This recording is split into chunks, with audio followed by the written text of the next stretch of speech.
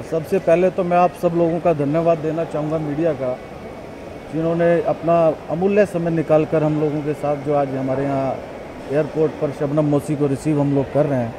और ये बहुत ही ऐतिहासिक फ़िल्म हम लोग बना रहे हैं।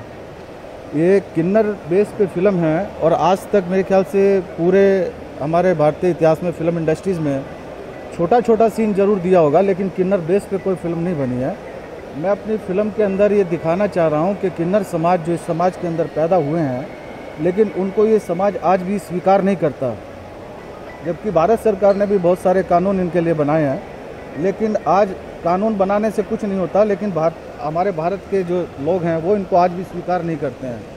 इनसे दुआएं लेते हैं, लेकिन दुआएं कभी देते नहीं हैं इनको। अपने ब्याह शादियों में बुलाएंगे सब कुछ। आखिर ये इस समाज का अंग है, फिर इनको इतना पीछे क्यों रखा गया है? ये सब चीज़ें, सब दुख दर्द जो है हमने अपनी फिल्म के अंदर दिखाने का एक भरसक प्रयास किया है। और भारत के पूरे किन्नर समाज का मुझे समर्थन है। मैं जिस शहर में जाता हूँ तो वहाँ से सभी किन्नर समाज का मुझे समर्थन प्राप्त है और बड़े उत्साहित हैं और बड़े बड़े गुरु हैं। और आज एक ऐसा समय भी आया कि हमारी शूटिंग भी चल रही है और शबनम मौसी इस वक्त हमारे साथ हैं। अभी एयरपोर्ट से आ रही हैं वो, रायपुर से, और उनको रिसीव करने के लिए हम सब लोग इधर आए हैं। फिल्म आपकी जो फिल्म आ रही है शबनम मौसी को लेके, क्या है फिल्म की कहानी और आप क्या जस्टिस देने जा रहे हैं फिल्म को? देखिए, हम यही समझाना चाह रहे हैं कि जब ये सभी लोग हमारे ही अंग हैं, हमारे ही घरों में पैदा हुए हैं। अगर एक विकलांग बच्चा किस आँख से अगर अंधा है या उसके पाँव नहीं है, उसको हम लोग अपने घर से विदा नहीं करते हैं। तो ऐसा इन्होंने क्या किया था जो इनको घर से निकाल दिया है? आज समाज इनको कहीं नौकरी नहीं देता है, कोई इनसे रिश्ता रखना नहीं चाहता है। ऐसे इस प्रकार का फिल्मांकन हम लोग कर रहे हैं कि जब ये हमारे इसी समाज के अंग हैं तो फिर इनको क्यों नहीं स्वीकार किया जाता? और जैसे कि सुप्रीम कोर्ट में 377 को लेके जी एक बहुत बहस चल रही है पूरे देश जी। के अंदर, तो आपका फिल्म क्या मैसेज दे रहा है, इसके ऊपर हमारा, कुछ बात कर रहा है? देखिए, भारत सरकार ने, सुप्रीम कोर्ट ने भी जो इनके लिए जो दर्जा दिया है, 377 अभी तो हटा नहीं है। नहीं हटा नहीं है, लेकिन इनको थर्ड जेंडर का जो दर्जा दिया है, इनमें कोई भी किसी भी प्रकार की इनको हेल्प पूरे संसार से, यहाँ अपने इंडिया से नहीं मिलती है। आज हमारा समाज ही जब जागरूक हो जाएगा तो अपने आप ही कानून में इनकी जगह बन जाएगी। लेकिन समाज जागरूक नहीं हो रहा, हम लोग रिश्ता नहीं रखना चाहते इन लोगों से। फिल्म आपकी जो बनने जा रही है 377 को हटाने की मांग कर रहे हैं आप?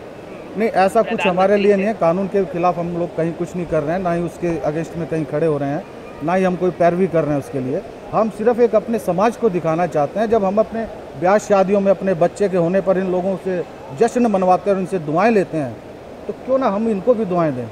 जब समाज जागृत हो जाएगा तो कानून में अपने आप व्यवस्थाएं बन जाएंगी।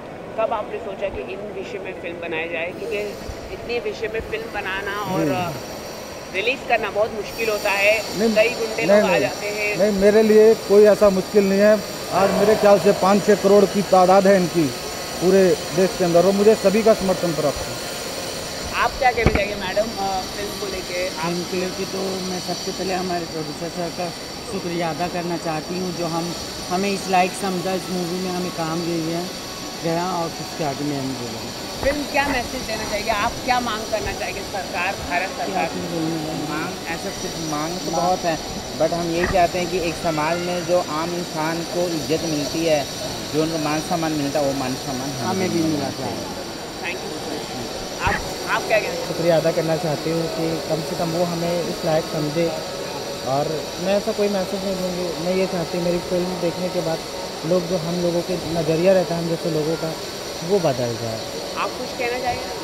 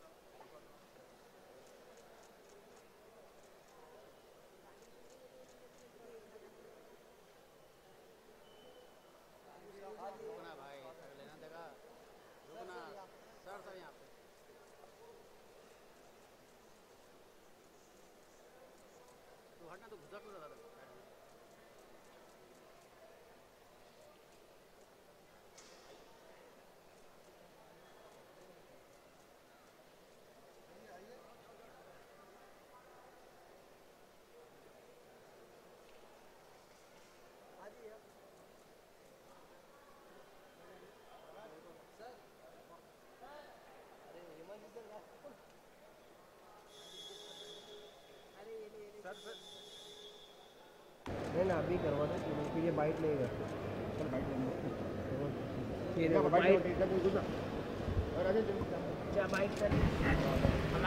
ट्रैवलिंग कैसा रहा? ट्रैवलिंग तो बहुत ही अच्छा रहा और अब जिस कार्य के लिए यहाँ आए हैं उस कार्य को संपन्न करेंगे और हमारे किन्नर समाज के जो हैं उनके जीवन के आधारित कोई फिल्म बन रही है यहाँ, उसी की भूमिका के लिए। आप उस फिल्म में भी है, इस तरह का कहना है? क्या जी हाँ, बिल्कुल है, बिल्कुल है। क्या है वो फिल्म की कहानी? क्या है, कुछ फिल्म बताना की चाहिए? कहानी तो देखिए विधिवत मुझे ज़्यादा तो मालूमात नहीं है, लेकिन फिर भी मतलब एक अच्छे बड़े घराने के अंदर ठाकुर परिवार में एक बालक का जन्म होता है। बहुत दिनों से उनके घर में कोई संतान नहीं होती है, तो उस संतान की प्रतीक्षा में 10 साल बीत जाते हैं। फिर भी ईश्वर को रहम आता है तो एक संतान होती है, तो ठाकुर बहुत खुशियाँ मनाते हैं, लेकिन वो खुशियाँ उनकी अवैध हो जाती है क्योंकि उनके घर में इस बात का मतलब एक मातम सा फैल जाता है कि वहाँ नर भी पैदा नहीं हुआ, नारी भी नहीं पैदा हुआ, किन्नर पैदा हो गया।